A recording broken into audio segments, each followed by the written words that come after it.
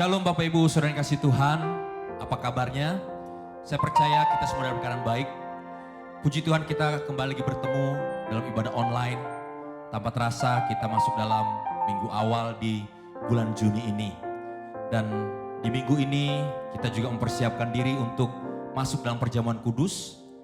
Dan sebelum kita mulai, saya harapkan Bapak Ibu bisa mempersiapkan roti dan anggur untuk dipersiapkan terlebih dahulu.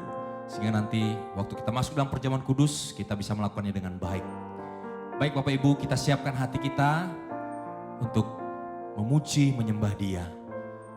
Buka kedua tangan kita di hadapan Tuhan, mari kita berdoa. Bapa terima kasih, kami mengucap syukur. Kami bisa datang kembali beribadah kepadamu. Kami percaya Roh Kudus, Engkau hadir di setiap kehidupan kami. Engkau menjamah umat-Mu dimanapun berada. Kami percaya Roh-Mu memberkati setiap kami. Tuntun ibadah kami dari awal hingga akhir. Biar nama Yesus yang ditinggikan. Terima kasih Bapa. Bagimulah segala hormat pujian di dalam nama Yesus. Kami berdoa dan mengucap syukur. Haleluya, sama-sama katakan amin. Baik, pada hari ini kita percaya bahwa Allah yang kita sembah adalah Allah yang luar biasa. Amin. Dialah gunung batu kita. Dia keselamatan kita, Dialah Tuhan yang benar yang layak disembah. Haleluya.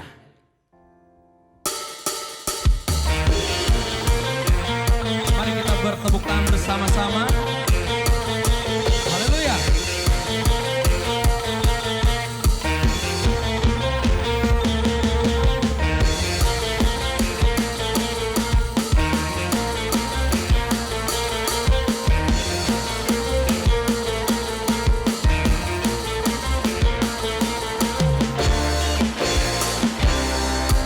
Sama-sama ya.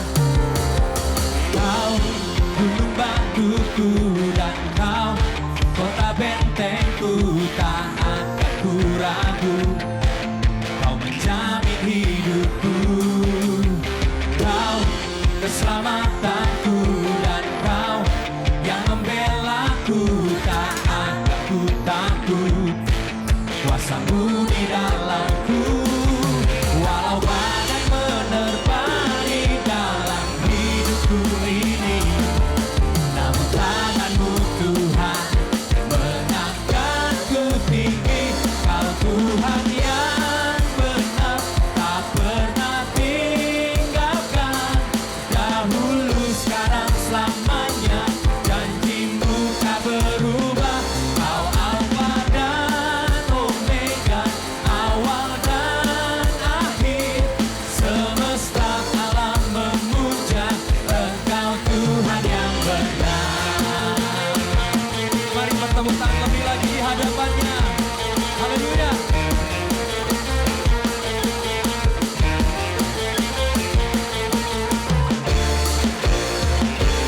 Ayo sama-sama katakan lagi.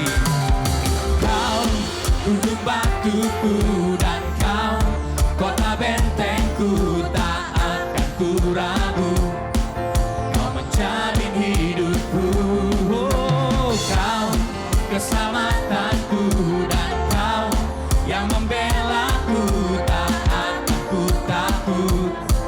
Kuasa-Mu di dalamku, walau badai menerpa di dalam hidupku ini, namun tangan-Mu Tuhan mengangkatku tinggi.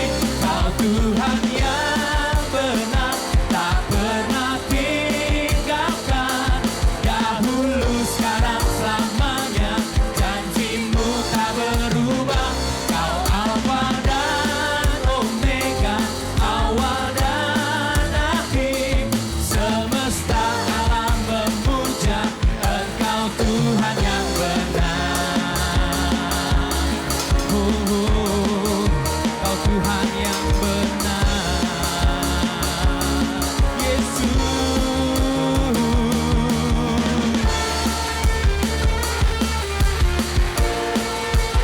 Terima kasih Tuhan, Kau Allah yang benar, Kau layak dipuja Tuhan. Haleluya. Walau badai menerpa di dalam hidupku ini, namun tangan-Mu Tuhan mengangkatku tinggi.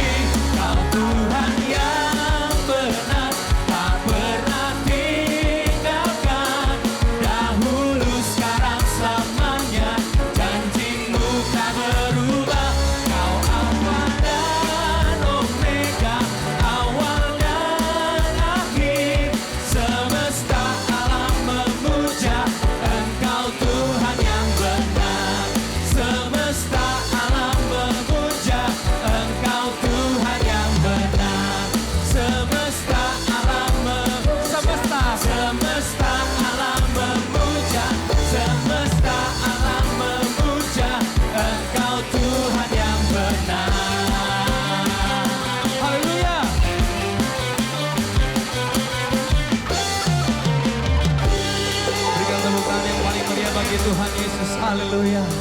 Ya Tuhan yang benar, Dia Allah yang dahsyat. Haleluya. Terima kasih Tuhan. Kau terbesar dan mulia, ajaib semua perbuatanmu. Kau terbesar dan mulia, biarlah semua memujimu. Haleluya.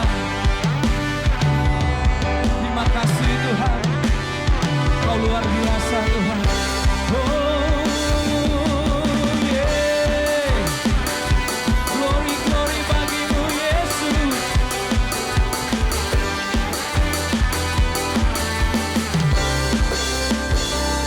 Segenap hati aku memuji, segenap jiwa aku bernyanyi, karena Roh-Mu ada dalamku, Tuhan. Ku angkat tanganku memuji, ku angkat suara dan bernyanyi, karena Roh-Mu ada dalamku, Tuhan. Mari menari memuji, ungkapkan sukacita di hati. Oh, katakan, Kau terbesar dan mulia, ajaib semua perbuatanmu. Oh, oh. Kau terbesar dan mulia, biarlah semua memujimu. Oh, terima kasih Tuhan. Haleluya.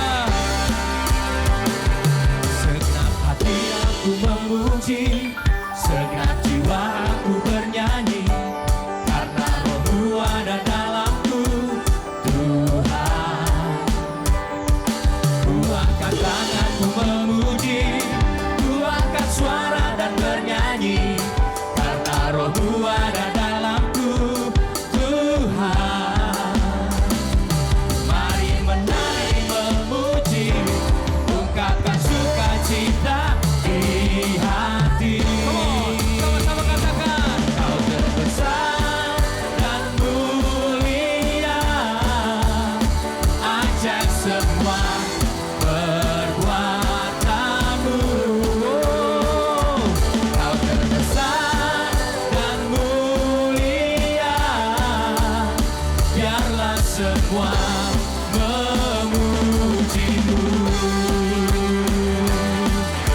Oh, semuanya memujimu, Yesus Tuhan.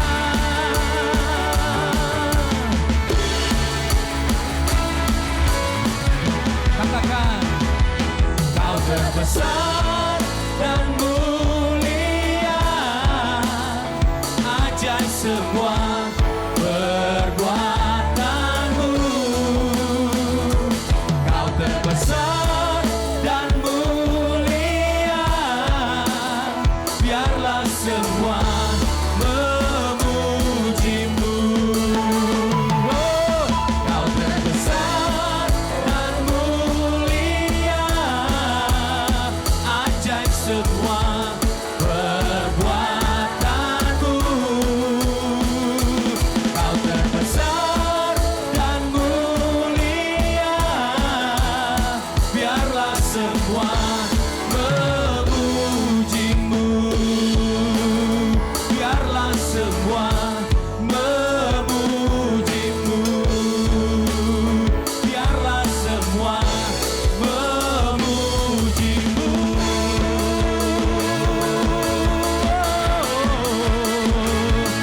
Biarlah semua memujimu Tuhan Yesus. Haleluya. Haleluya. Biarlah semua memuji nama-Mu Tuhan. Sebab Engkau Allah yang besar, Engkau Allah yang dahsyat. Dan kami mengakui kebesaran-Mu, kedahsyatan-Mu dalam kehidupan kami. Mari siapkan hati kita untuk lebih dalam lagi menyembah Dia. kasih Yesus.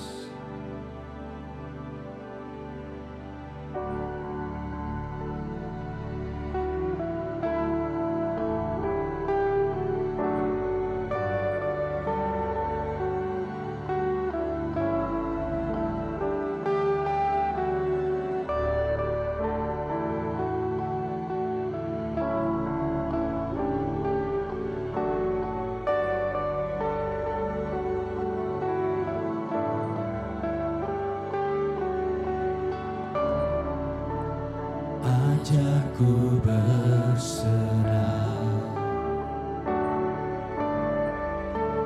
kuasai mataku, bahwa kau besar, menggenggam hidupku.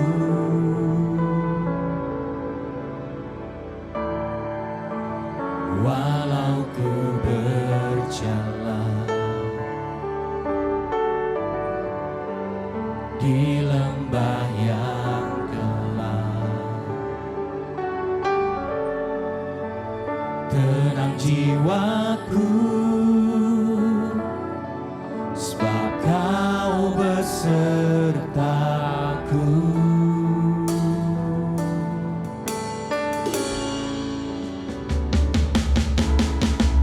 Selama ku hidup, apapun musimku, ku percaya kebesaran-Mu, kekuatanku di dalam-Mu. Ku serahkan hidupku, akui kuasa-Mu, ku serukan kebesaran-Mu, masa depanku terjaga di tangan-Mu.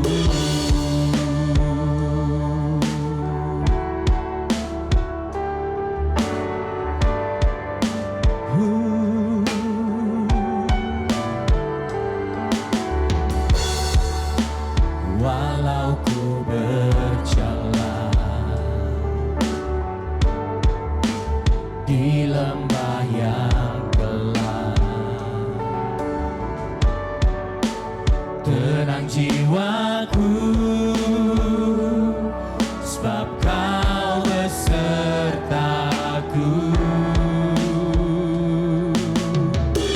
Selama ku hidup,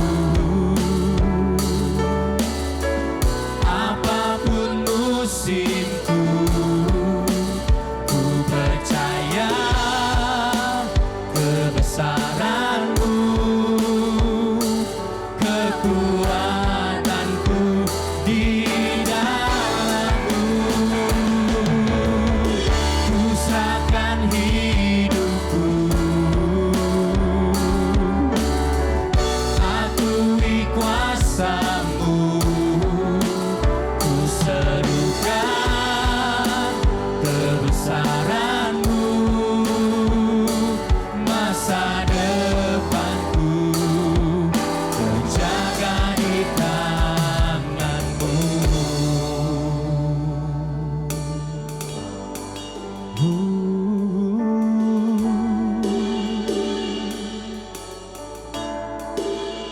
Kau yang berkuasa, surga bumi kan menyembah Yesus, Raja segalanya. Kau yang berdaulat, surga bumi kan menyembah Yesus, Raja selamanya.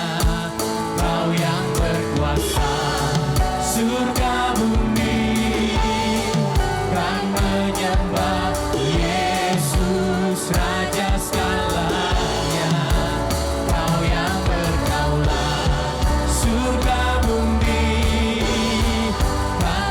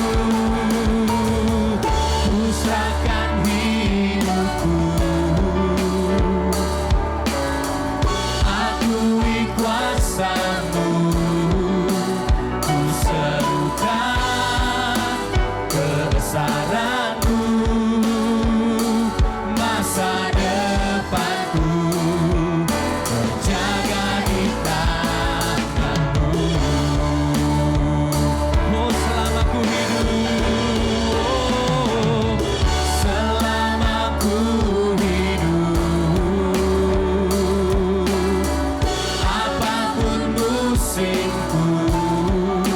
Ku percaya kebesaran-Mu, kekuatan-Ku di dalam-Mu. Ku serahkan hidupku, akui kuasa-Mu. Ku serukan kebesaran-Mu, masa depanku terjaga di tangan-Mu. Oh, masa depanku terjaga di tangan-Mu. Yesus, masa depanku terjaga di tangan-Mu.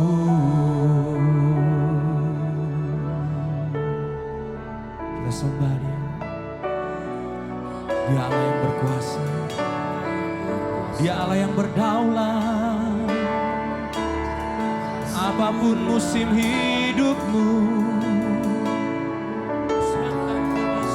mari akui kebesaran-Nya.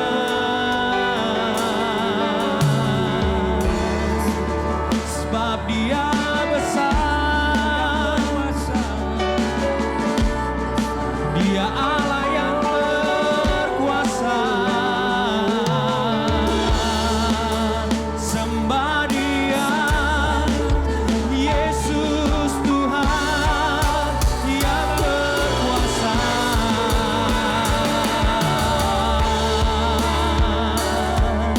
Kami berserah kepada-Mu Tuhan. Kami akui Kau yang berdaulat. Kami akui Kau yang berkuasa. Kau yang berkuasa. Surga bumi menyembah-Mu Tuhan. Haleluya. Apapun yang terjadi, kami akui Kau berdaulat, Kau yang berkuasa. Yesus, Yesus, Yesus Tuhan. Yesus Raja berkuasa selamanya, berdaulat selamanya. Oh, terima kasih Tuhan. Jesus.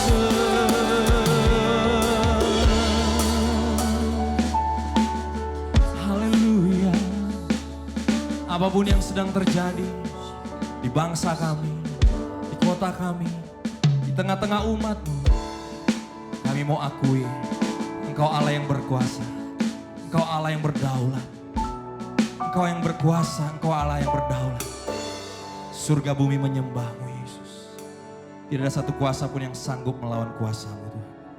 Engkau yang mengatur segalanya. Sebab itu kami bangga punya Allah seperti Engkau, tidak pernah meninggalkan kami.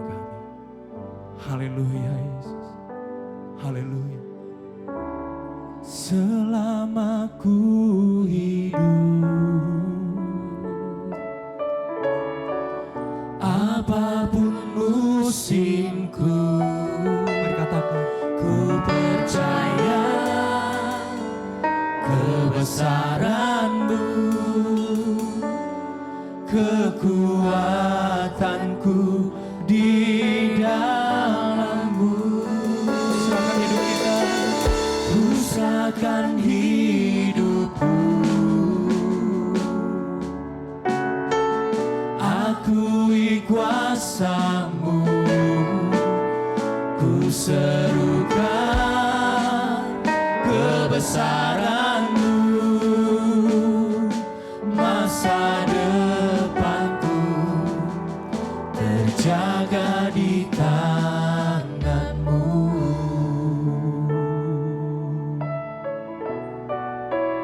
Ku serukan kebesaran-Mu, masa depanku terjaga di tangan-Mu. Terima kasih Tuhan Yesus. Kami serukan kebesaran-Mu. Masa depan kami terjaga di tangan-Mu. Dan kami percaya firman-Mu yang akan Kau sampaikan itu menjadi pegangan kami, pengharapan kami, kekuatan kami di tengah keadaan kami hari-hari ini. Firman-Mu yang kami perlukan. Sebab itu urapi hamba-Mu yang menyampaikan isi hati-Mu Tuhan. Dan urapi kami semua yang mendengarkan firman-Mu. Kami percaya Roh-Mu memberkati kami. Di dalam nama Yesus kami berdoa ucap syukur. Haleluya. Amin. Shalom jemaat yang dikasihi Tuhan, senang sekali boleh berjumpa kembali dalam ibadah online pada hari ini. Bapak Ibu Saudara, saya berdoa keadaan kita selalu baik dan diberkati Tuhan. Pada hari ini, sebagaimana visi kita tahun ini, yaitu pemulihan yang sempurna atau apokatastasis, maka saya akan menyampaikan salah satu bagian pemulihan yang luar biasa, yaitu tentang pengayoman Allah. Bapak Ibu Saudara, mari kita akan melihat, mempelajari firman Tuhan mengenai pengayoman Allah. Pada saat Adam dan Hawa tinggal di Taman Eden, Adam dan Hawa berada dalam pengayoman Allah yang sempurna. Mereka hidup dengan begitu luar biasa. Bapak Ibu Saudara, mereka memiliki status sebagai anak Allah, diciptakan segambar dengan Allah. Sungguh luar biasa. Dan mereka mendapatkan proteksi atau perlindungan Allah dengan sempurna dan pemeliharaan serta penyediaan Allah.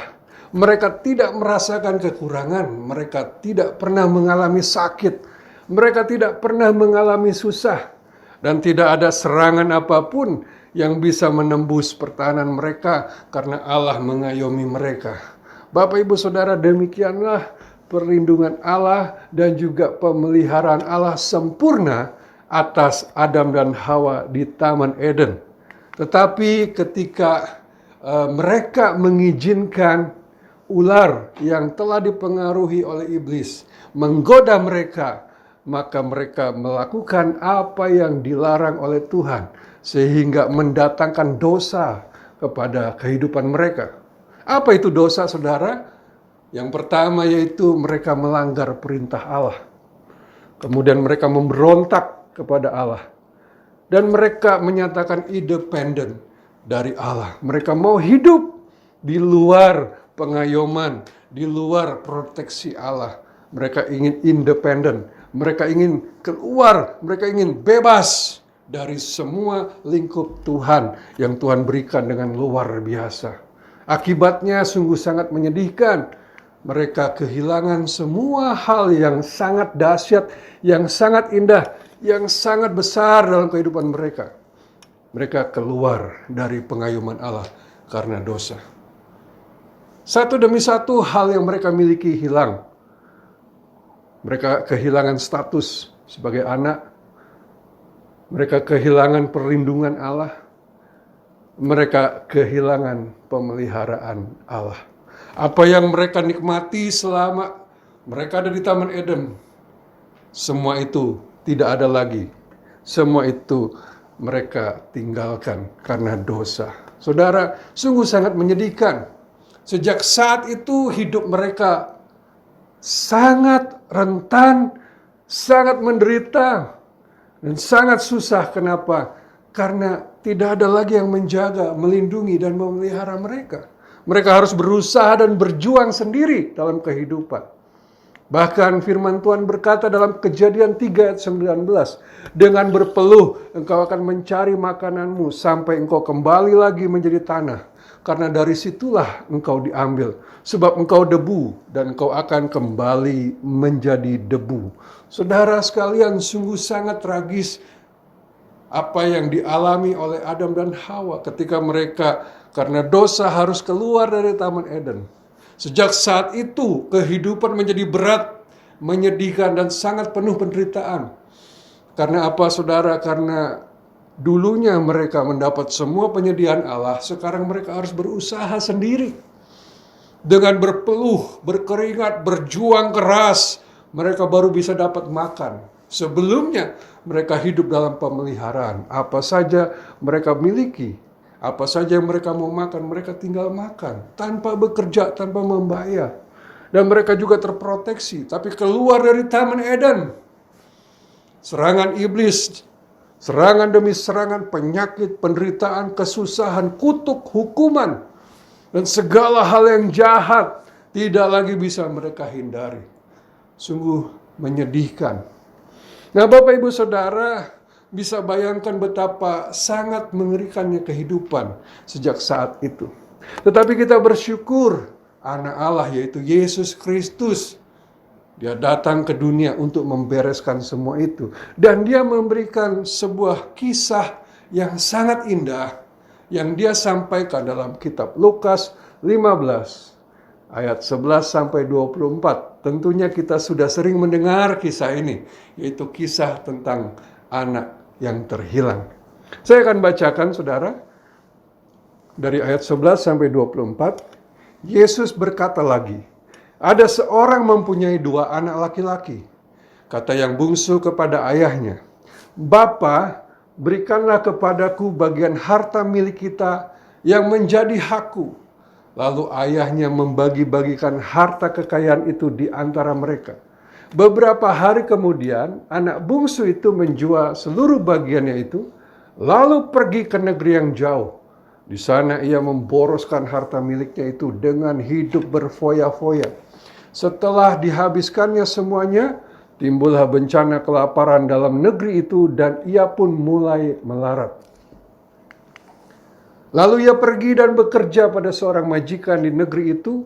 Orang itu menyuruhnya ke ladang untuk menjaga babinya.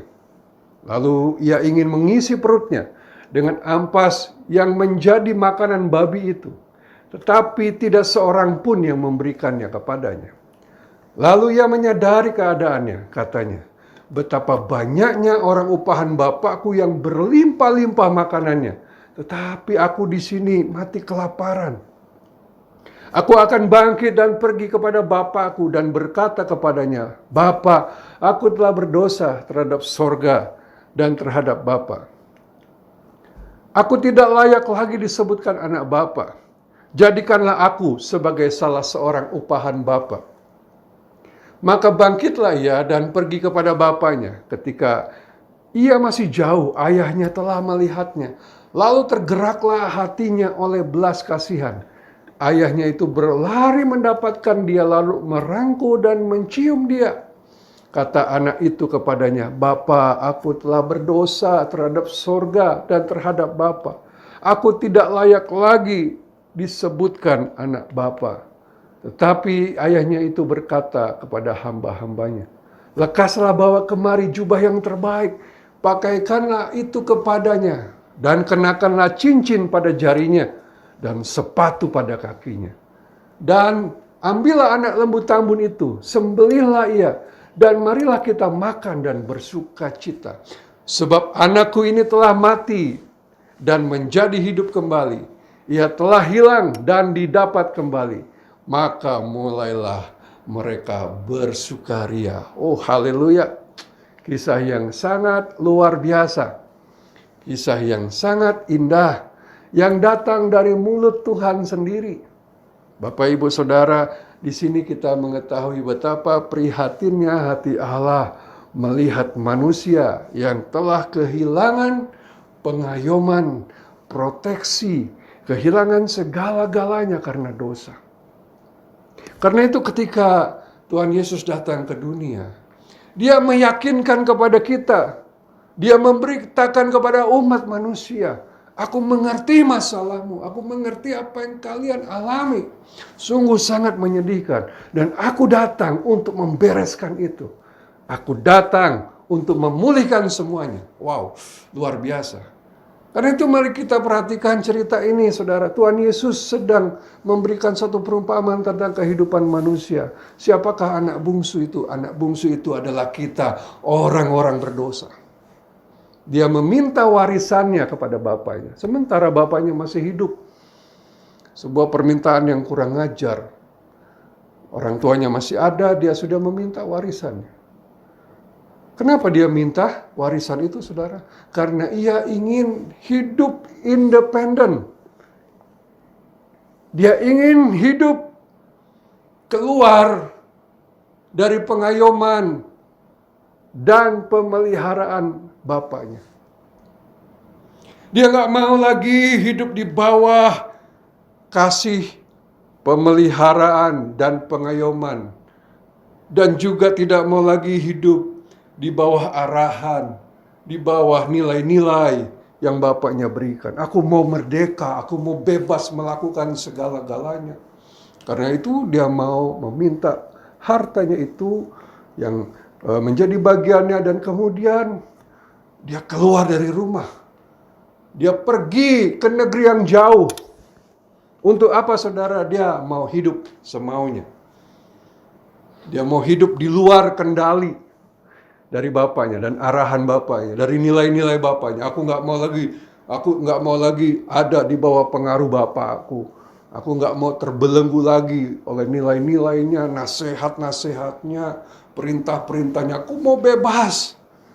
Begitulah semua manusia, saudara, punya kecenderungan untuk hidup bebas, dalam tanda kutip, bebas melakukan dosa. Ingin senang-senang, ingin menikmati semua, ingin berfoya-foya, ya, ingin melakukan semua dosa. Demikianlah anak bungsu ini mengisahkan tentang diri kita. Allah mengerti hal ini. Dan sebagai Bapa yang baik, dia sangat sedih. Dia sangat tidak setuju. Tapi karena dia memberikan kehendak bebas kepada anak-anaknya, dia izinkan walaupun hatinya sangat sedih dan tidak rela anaknya pergi dari rumah. Akibatnya, saudara, apa yang terjadi ketika semua kekayaannya dihabiskan untuk berjudi, untuk bermain pelacur, untuk mabuk-mabukan dan segala hal yang dia lakukan. Maka lama-kelamaan semua harta yang dia miliki habis, menyusut, dan akhirnya dia sama sekali tidak punya apa-apa. Dan terpaksa dia harus mencari pekerjaan untuk menyambung hidupnya. Dan sangat menyedihkan ketika dia mencoba untuk bekerja, dia bekerja menjadi seorang penjaga babi. Wah, ini sebuah kondisi yang sangat buruk dan terkutuk. Saudara ingat, kisah ini disampaikan di dalam kalangan Yahudi yang menganggap babi adalah binatang yang sangat hina dan haram dan najis. Dan di sini diumpamakan bahwa anak ini akhirnya harus menjaga babi di ladang. Sungguh kondisi yang sangat memprihatinkan, sangat memalukan, menyedihkan, ya sangat hina. Dan ketika dia kehilangan semua itu, dia mulai berpikir, dia mulai merenung, dia mulai menyadari betapa limpahnya kehidupan di rumah bapaknya. Pegawai-pegawai bapaknya hidup dengan sangat limpah, makanan yang tersedia begitu banyak, segala yang dibutuhkan, pakaian, rumah dan segala hal yang dibutuhkan, semua tersedia dengan lengkap. Disitulah dia mulai sedih dan sadar betapa semua perbuatannya ini telah membawa kepada kehancuran, telah membawa kepada kondisi yang sangat memalukan, sangat hina, sangat menyedihkan. Bapak Ibu Saudara, seringkali memang penderitaan membuat seseorang sadar akan kesalahan. Itulah sebabnya seringkali kita dalam kehidupan ini mengalami penderitaan, kesulitan, mengalami masalah yang berat. Kenapa? Untuk membuat kita sadar bahwa kita telah salah jalan, kita telah keliru mengambil keputusan, kita telah menjauh dari Tuhan, kita telah menolak firman Tuhan, kita telah melanggar kehendak Tuhan. Seringkali ketidakpekaan kita membuat kita harus mengalami penderitaan seperti anak bungsu ini. Bapak Ibu Saudara, ya saya nggak tahu berapa lama dia begitu menderita, dia begitu sangat susah. Bahkan dalam kisah ini disampaikan untuk makan pun dia hanya ingin makan ampas makanan babi, saudara. Betapa kotornya makanan seperti itu nggak layak dimakan manusia. Ya, ampas makanan babi. Untuk makan itu pun dia tidak diperbolehkan. Kalau mau dibilang dia lebih rendah dari babi. Karena makanan babi pun dia nggak boleh makan. Oh, betapa sangat terhinanya dan sangat rendahnya. Ya, betapa sangat beratnya kehancuran yang diakibatkan oleh dosa, oleh kehidupan yang keluar dari pemeliharaan Allah, keluar dari pengayoman Allah, keluar dari kasih Allah. Bapak Ibu Saudara, saya mau berkata kepada Bapak Ibu Saudara, walaupun mungkin saudara belum mengalami kondisi yang berat seperti ini, kalau saudara merasa sudah menjauh dari Tuhan, saudara sudah kehilangan pemeliharaan Tuhan, kehilangan proteksi Tuhan, karena saudara sudah menjauh, saudara nggak lagi dekat dengan Tuhan, saudara menganggap Tuhan nggak terlalu penting buat saya, ya ibadah nggak terlalu penting lagi buat saya. Saya juga banyak hal yang saya lakukan dalam kehidupan, saya berjuang sendiri untuk mendapatkan semua, saya buktinya berhasil. Nah saudara, sebelum saudara jatuh dalam kondisi seperti anak bungsu ini, saya mau ingatkan saudara, sadarilah bahwa engkau sedang menuju kehancuran yang mengerikan. Anak bungsu ini baru bisa menyadari setelah semua hilang. Saya tidak ingin saudara hancur, saudara mengalami keterpurukan yang sedemikian rupa, baru saudara menyadari.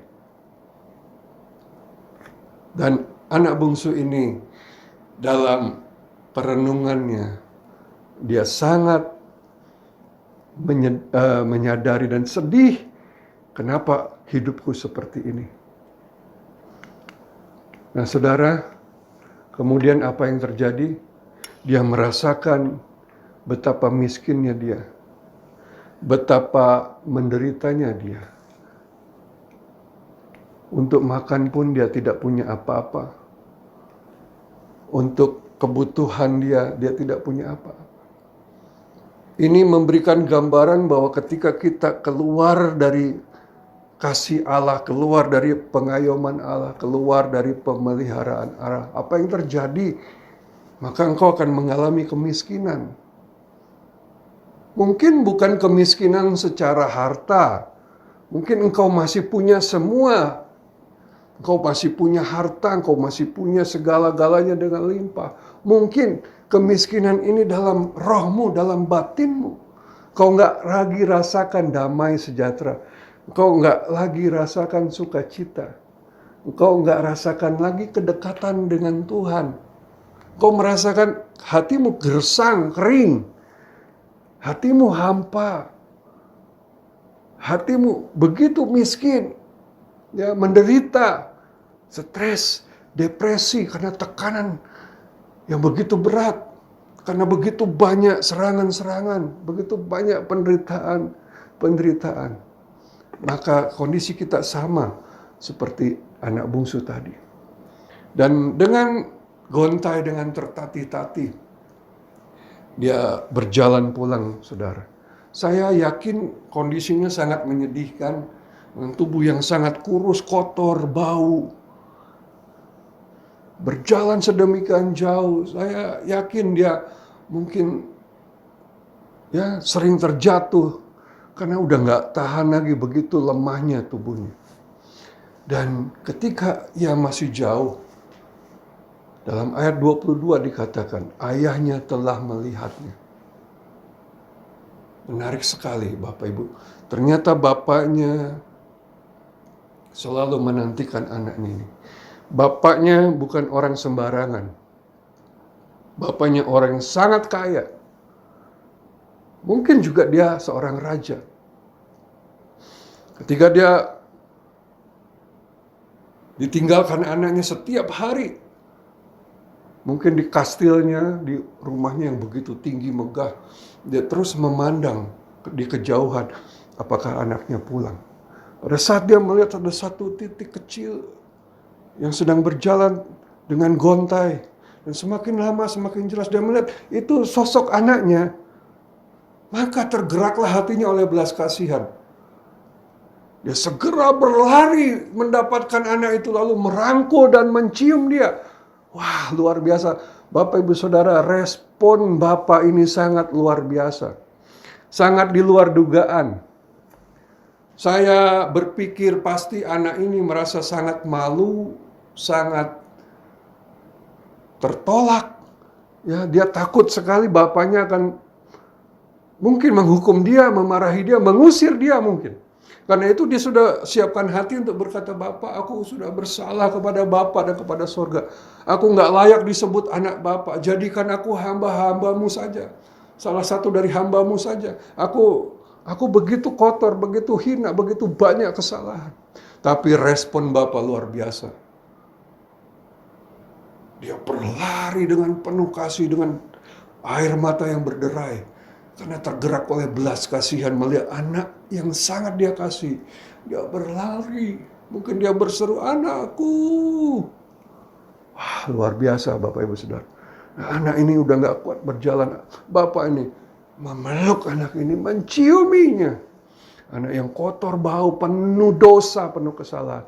Tidak terucap satu kata pun Bapak ini menghakimi anak ini, Saudara. Tidak satu kata pun berkata untuk memberikan tuduhan, dakwaan. Sebenarnya anak ini layak untuk dihukum. Tapi no, dia malah memeluk, mencium anak ini. Oh, haleluya. Jika engkau kembali kepada Bapa, saya pastikan seperti inilah hati Bapakmu di sorga. Dia akan menyambutmu dengan kasih, dia menyambutmu dengan sukacita.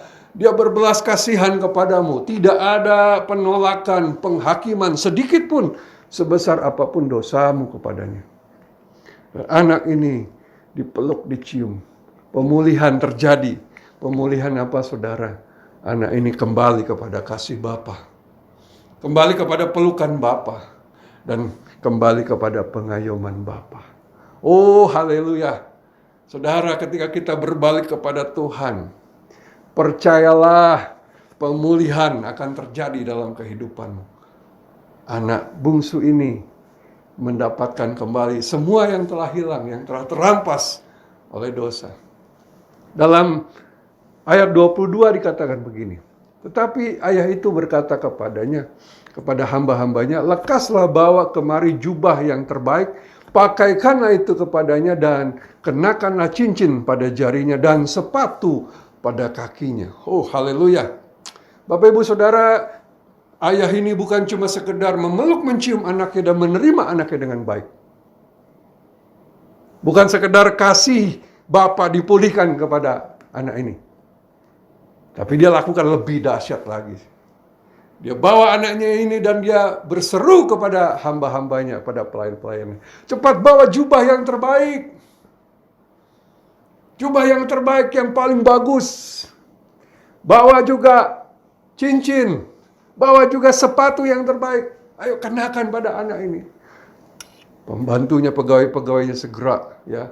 Setelah anak ini mandi, bercukur, diberikan jubah yang maha indah. Dikenakan kembali cincin dan juga kasut atau sepatu pada kakinya. Dan kemudian mereka berpesta pora menyambut anak ini. Oh, haleluya, luar biasa, Saudara. Ketika kita sadar akan kesalahan kita, berbalik kepada Allah, Tuhan memulihkan kasih-Nya. Tuhan memulihkan keadaanmu dan mengadakan pesta. Engkau disambut dengan pesta.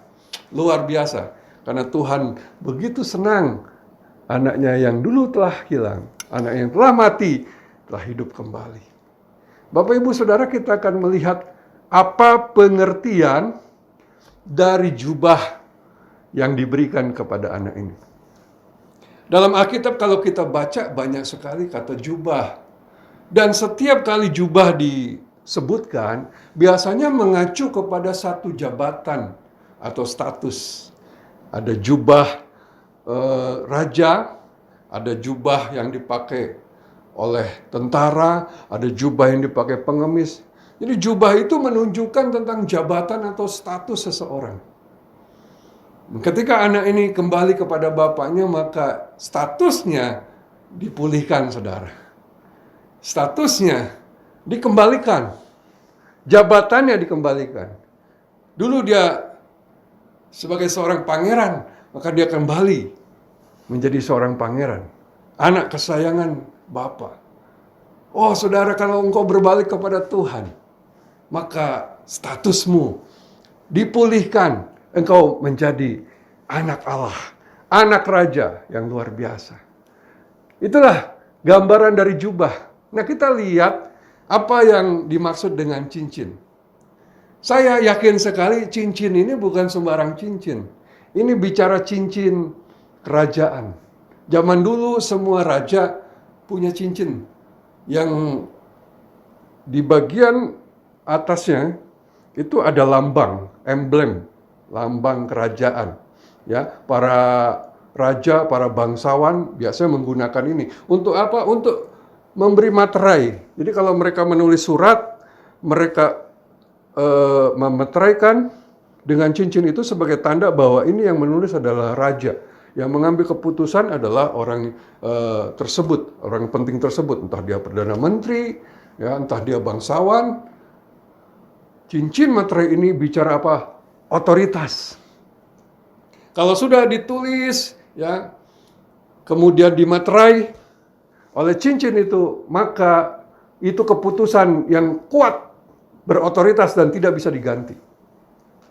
Ketika anak ini kembali kepada kasih Bapa, dia dipulihkan bukan cuma kedudukannya, bukan cuma statusnya, tapi juga otoritasnya.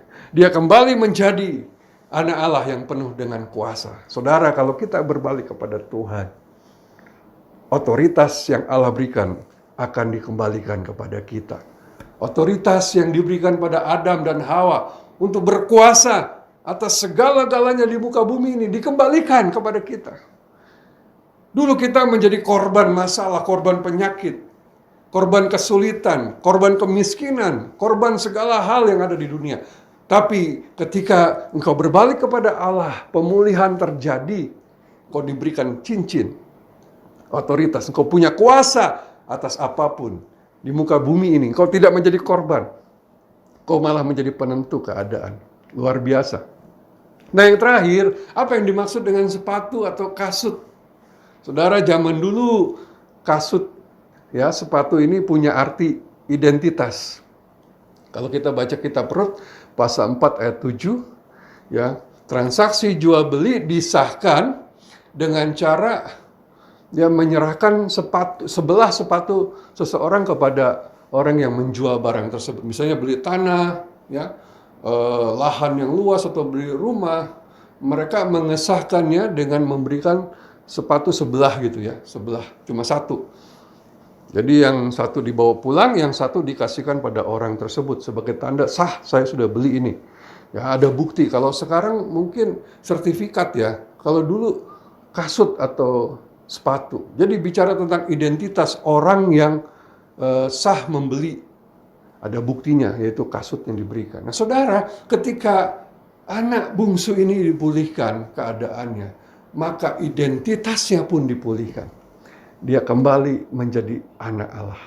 Bukan hamba dosa, bukan anak iblis, bukan orang dunia, tetapi anak Allah yang hidup. Anak Allah yang luar biasa. Haleluya. Saudara, demikianlah begitu indahnya pemulihan yang terjadi ya ketika seseorang berbalik kepada Tuhan. Cuma pertanyaannya begini, saudara. Mengapa ada pemulihan yang sedemikian sempurna? Bukankah kita berdosa? Bukankah kita sebenarnya pantas menerima hukuman? Bukannya menerima segala kasih karunia kelimpahan seperti yang tadi. Kenapa bisa ada pemulihan yang sedemikian? Nah, saudara, ada alasannya yang tidak bisa disangkali oleh siapapun. Alasannya sangat kuat. Galatia 4 ayat 3-7. Saya akan bacakan. Demikian pula kita, selama kita belum akil balik, kita takluk juga kepada roh-roh dunia. Bapak Ibu Saudara, apa maksudnya ini? Jadi pada saat kita masih hidup di dalam dosa, kita menjadi hamba dosa. Kita takluk, kita ada di bawah penguasaan roh-roh dunia yang jahat. Kita dikendalikan ya, oleh dosa kita, oleh penguasa-penguasa di udara. Kita melakukan semua, ya seperti anak terhilang tadi. Segala dosa, segala hal yang nggak layak, nggak berkenan dilakukan. Kenapa? Karena ada di bawah penguasaan si iblis. Kita disebut belum akil balik, masih anak-anak, masih dalam kekuasaan. Ya disebutnya tadi takluk kepada roh-roh dunia, menjadi hamba dosa. Nah itulah kondisi kita sebelum kita menerima atau datang kepada Bapa atau kepada Yesus Kristus. Nah, ayat yang keempat berbunyi demikian. Tetapi setelah genap waktunya, maka Allah mengutus anaknya yang lahir dari seorang perempuan dan takluk kepada hukum Taurat. Siapa dia? Dia adalah Yesus. Haleluya, amin. Anak Allah yang menjelma menjadi manusia. Dia datang ke dunia. Dia takluk kepada Taurat, dia melakukan hukum Taurat dengan sempurna, menggantikan kita. Dan kemudian ayat yang kelima, ia diutus untuk menebus mereka yang takluk kepada hukum Taurat, supaya kita diterima menjadi anak. Haleluya, Bapak Ibu Saudara. Kita tadinya hamba dosa, kita tadinya ada di bawah kekuasaan hukum Taurat, artinya kita sedang di bawah penghukuman.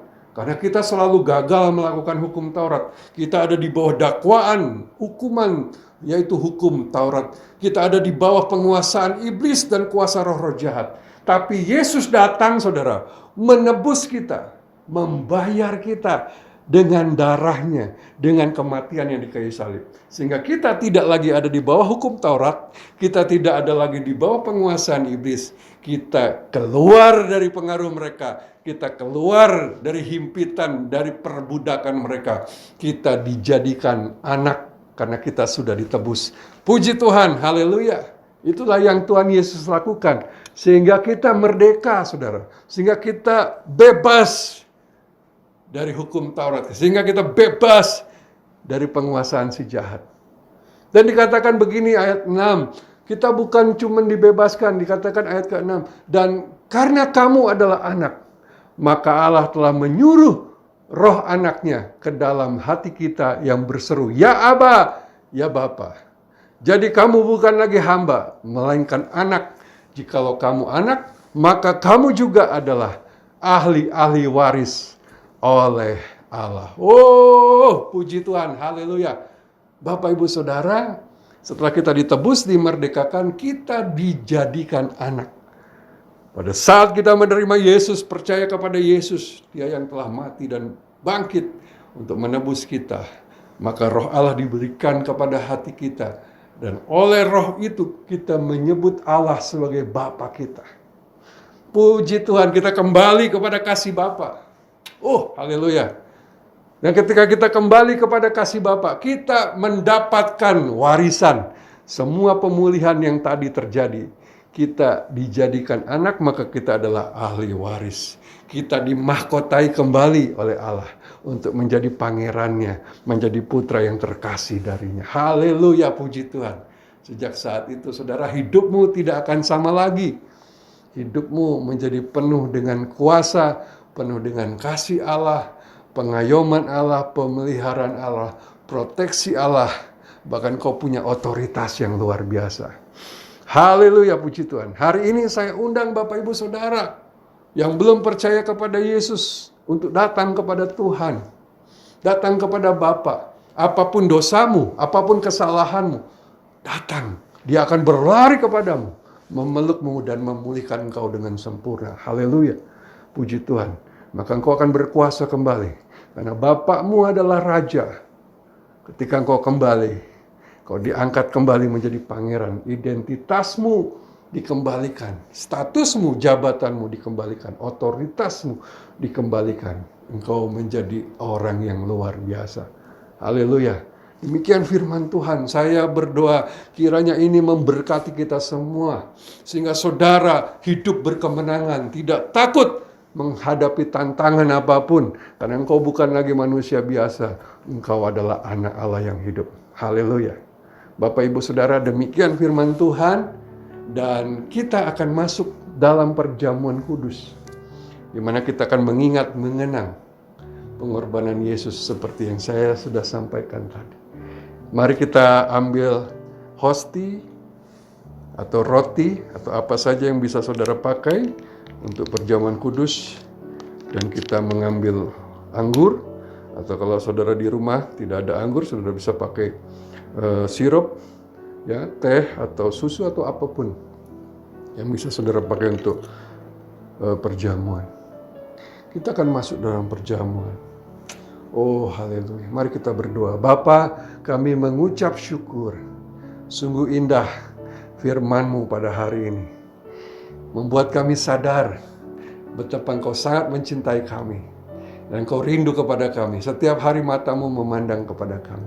Dan hari ini kami datang kepadamu Tuhan. Karena itu kami mau masuk dalam perjamuan kudus. Untuk mengingat kembali pengorbanan Tuhan Yesus. Yang memulihkan kami. Sehingga kami diterima menjadi anak Bapa. Terima kasih Bapa. Mari angkat tangan kita. Tangan kanan kita. Kita angkat hosti di tangan kanan. Kita berdoa. Bapa, kami mengucap syukur. Karena anak-Mu telah mati di kayu salib. Dan Yesus, Engkau telah berkata, inilah dagingku, makanlah dan jadilah satu dengan aku. Sehingga kehidupan-Mu menjadi satu dengan kami. Kami mengucap syukur buat pengorbanan-Mu di kayu salib. Menghapuskan segala dosa kami, segala hukuman yang harusnya kami tanggung. Segala kejahatan kami, segala pemberontakan kami, Engkau tanggung di kayu salib. Sehingga hari ini kalau kami memakannya, kami telah dibebaskan dari semua. Terima kasih Bapa, kami makan dalam nama Yesus.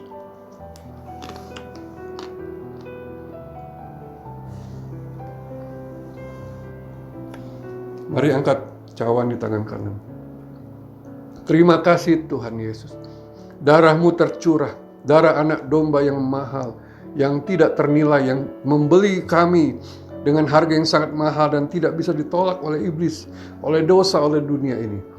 Kami sekarang sah menjadi milik-Mu. Kami dikembalikan pada posisi kami yang semula, status kami yang semula, jabatan kami yang semula, otoritas kami yang semula, pengayoman kami yang semula, proteksi Allah yang semula, pemeliharaan Allah yang sempurna. Kami alami. Terima kasih buat darah-Mu yang telah membeli kami. Kami minum dalam nama Yesus. Mari kita mengucap syukur. Terima kasih Bapa, terima kasih Yesus dan Roh Kudus. Sungguh indah apa yang telah Engkau buat, sungguh dahsyat dan ajaib. Dan hari ini kami tidak khawatir lagi, karena kami sudah kembali kepada pengayoman ilahi, kepada kesempurnaan pemeliharaan Tuhan. Karena itu kami bersyukur buat apa yang telah Engkau buat. Hari ini juga kami proklamirkan, bagi yang sakit di dalam nama Yesus, oleh bilur-bilur-Mu Yesus, kami telah sembuh. Bagi yang mengalami masalah kesulitan ekonomi, oh Allah kami memelihara kami, mencukupkan segala kebutuhan kami menurut kekayaan dan kemuliaan. Yang mengalami masalah rumah tangga, kesulitan dalam rumah tangga, Engkau telah mati untuk mendamaikan kami antara Bapa dengan kami. Engkau juga yang mendamaikan suami, istri, dan anak. Terima kasih Bapa. Dan kami kembali kepada otoritas yang sempurna. Kami punya kuasa untuk mengalahkan musuh, untuk mengalahkan segala sakit penyakit, untuk mengalahkan segala masalah dalam kehidupan kami. Terima kasih Bapa. Engkau sungguh ajaib. Kami sangat bersyukur. Terima kasih. Sebentar kami mau terima berkat Tuhan. Mari Bapak Ibu Saudara angkat tanganmu, arahkan pada Tuhan. Terimalah berkat yang berlimpah-limpah dari Allah Bapa, kasih sayang, kemurahan, rahmat dari Tuhan Yesus Kristus, penyertaan, urapan, kuasa, otoritas, pertolongan, penghiburan, perlindungan, dan pemeliharaan arah. Mengalir memenuhi kehidupan kami, mulai hari ini sampai selamanya. Dalam nama Yesus yang percaya katakan, amin. Haleluya, puji Tuhan. Terima kasih saudara telah mengikuti ibadah online ini. Sampai berjumpa lagi dalam kesempatan berikut. Dalam nama Yesus, haleluya. Amin.